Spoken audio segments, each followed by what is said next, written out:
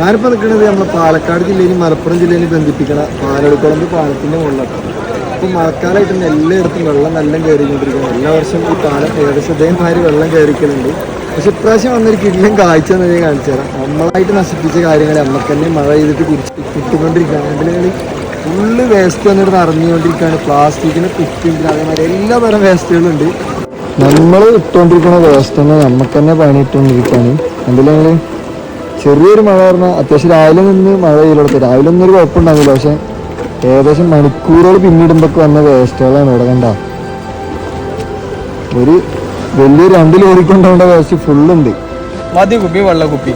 ഈ വെള്ളം കുടിക്കുമ്പോ എല്ലാരും ഗവൺമെന്റിന്റെ ഡിസ്പോസ് ചെയ്യാനുള്ള സ്ഥലങ്ങളുണ്ടല്ലോ, അതാരും എന്താ ചെയ്യാത്ത എന്തിനാ ഈ പുഴയ്ക്ക് ഇടുന്നത്?